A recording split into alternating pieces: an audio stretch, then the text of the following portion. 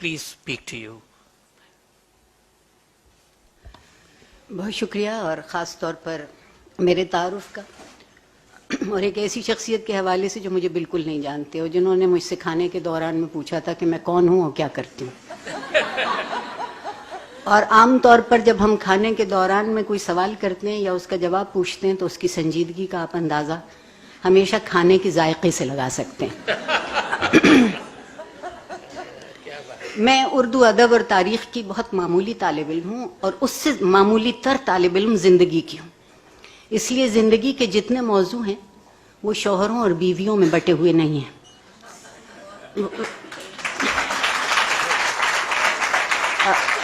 اور وہ میرے دل کے ساتھ لپٹے چلے آتے ہیں جب تک کہ میں خود خاک میں نہ لپٹ جاؤں. دوسری ایک گزارش یہ ہے کہ یہاں میرے وہ ساتھی موجود نہیں ہیں جو مجھ سے میرے ایک جملے کی وجہ سے خفا ہیں اور غلطی سے وہ تقریر میں نے انگریزی میں کی تھی کیونکہ میں اب تو اردو بغاوتاً بولنا پڑتی ہے.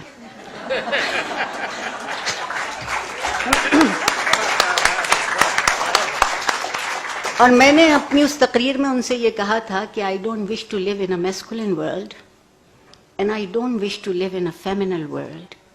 I earn and I yearn to live in a human world.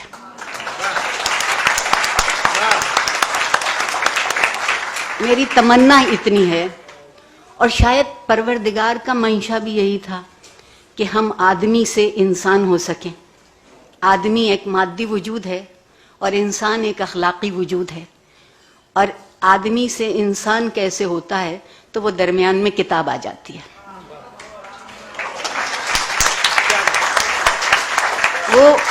وہ چاہے وہ کتاب ہو جو آسمانی ہو اور چاہے وہ کتاب ہو جو الہامی ہو اور چاہے وہ کتاب ہو جو خوابوں کی تعبیر ڈھونڈتی ہو.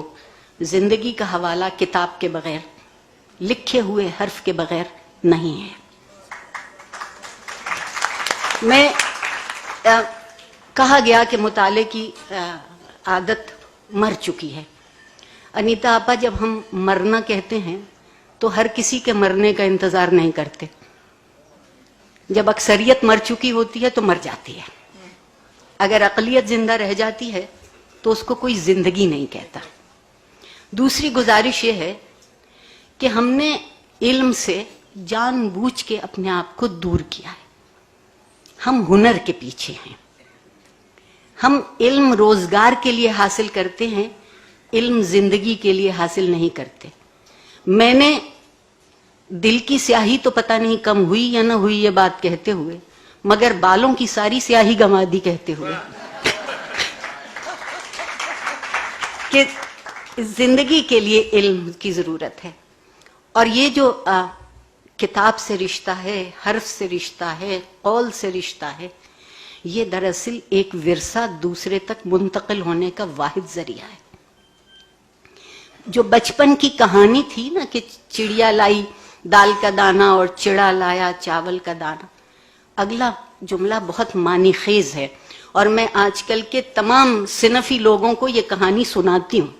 دونوں نے مل کر پکائی اور دونوں نے مل کر کھائی.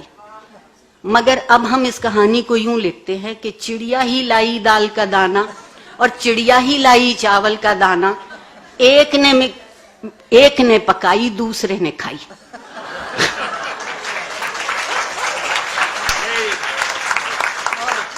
اب سوال یہ ہے کہ اگر یہ جو دونوں نے مل کے پکائی اور دونوں نے مل کے کھائی اسے زندہ رکھنا ہے تو اس کہانی کو لکھنا پڑے گا.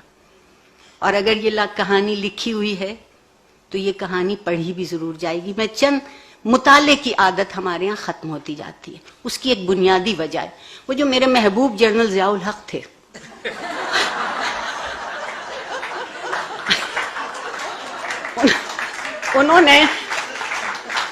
انہوں نے اس معاشرے سے چند بری عادتیں چھین لی. مثلاً تقریر کا فن چھین لیا, خطبہ رہ گیا. تقریر میں تو آپ دونوں موضوع سوچتے ہیں نا, مخالف بھی, یہ امکان کی بات کرتے ہیں, اور خطبے میں آپ صرف فتوے کی بات کرتے ہیں. زندگی فتووں پہ زندہ نہیں ہے, زندگی امکان پہ زندہ ہے. دوسری انہوں نے جو ایک اور کمال کیا وہ یہ کیا کہ کتاب سے رشتہ ہٹا دیا، کیونکہ ان کے خیال میں گناہگار ایک ان کی مجلس میں شریک ہوئی اور بزور حکم سرکار بھیجی گئی، اور میں چونکہ اس وقت سگے شکم تھی، سرکار کا نوکر تھی، اس لیے گئی. اور انہوں نے کہا کہ میں استادوں اور شاعروں سے بہت تنگ ہوں. یہ بہت ظالم طبقہ ہے، کیونکہ یہ سوچتا بھی ہے اور یہ کہتا بھی ہے. آپ معاشرے سے استاد کا قد و قامت یہ کر دیجئے تو کتاب تو درمیان سے خود بخود ہٹ گئی، کتاب ختم ہو گئی، بحث باقی رہ گئی. اب بحث باقی ہے، بحث پہ فتویٰ ہے، نہ کتاب ہے نہ اس کا مطالعہ ہے. اور یہ ان سے پہلے ایک اور بھی چیز اس معاشرے میں موجود تھی، وہ ہم میں ایک دوسرے کو سہارنے کی قوت اور ہمت تھی، ایک برداشت کی سکت تھی. اب ہم اس لیے بھی نہیں لکھتے کہ جانے کیا لکھیں اور جانے کیا سمجھا جائے اور جانے کیا کہا جائے اور جانے کیا ہو جائے. اور اب تو جو سلمان تاثیر کے ساتھ ہوا وہ ہونا بہت آسان ہے، اس لیے کہ اب ہم کچھ سوچتے نہیں ہیں. کتاب سوچنا سکھاتی ہے. ہم نے بہت آہستہ آہستہ اس معاشرے کو سوچنے سے الگ کیا تاکہ معاشرے کا مادی وجود باقی رہے، معاشرے میں سیاست کا بازار سرگرم رہے، مگر معاشرے کا اخلاقی وجود کم ہوتا چلا جائے.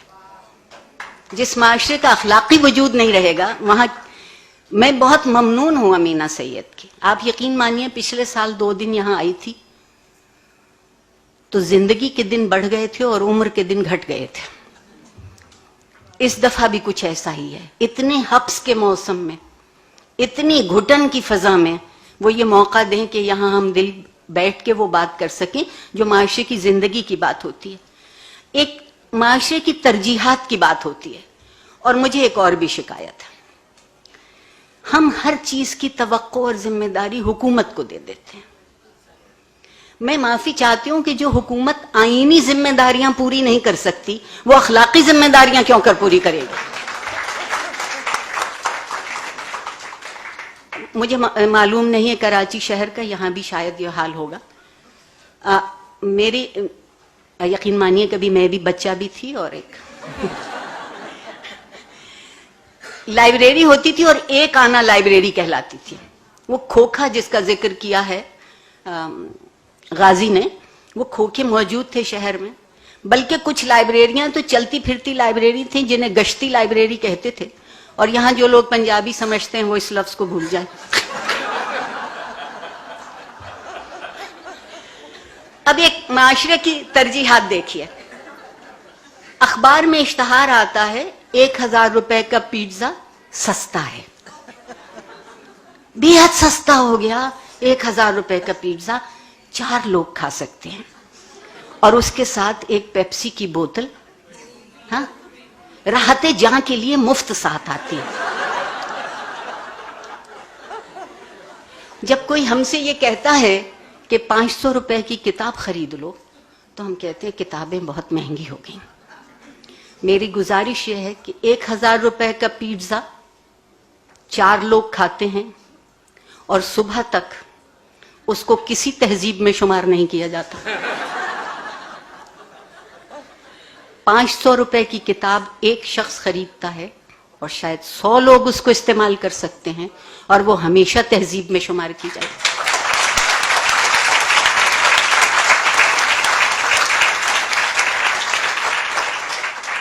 ہم ایک بڑی مدت سے خود فریبی میں مبتلا ہیں. انیپا آپا آپ سے بے حد معذرت کے ساتھ، مایوسی نہیں ہے، لیکن کبھی کبھی اپنا چہرہ بھی دیکھ لینا چاہیے. گو کہ ہم سے ہمارے چہرے ہمیشہ جھوٹ بولتے ہیں. ہم نے ابھی تک خود فریبی سے اپنے آپ کو الگ نہیں کیا. خود فریبی میں لطف یہ ہے کہ وہ نظر آتا ہے جو نہیں ہوتا، اور جو ہوتا ہے وہ نظر نہیں آتا. صرف کتاب وہ آئینہ ہے جو وہ دکھا دیتی ہے کہ جو تھا، جو ہے، جو ہوگا اور جو ہو سکتا ہے وہ سب نظر آ سکتا ہے. बेहद शुक्रिया, बड़ी नवाज।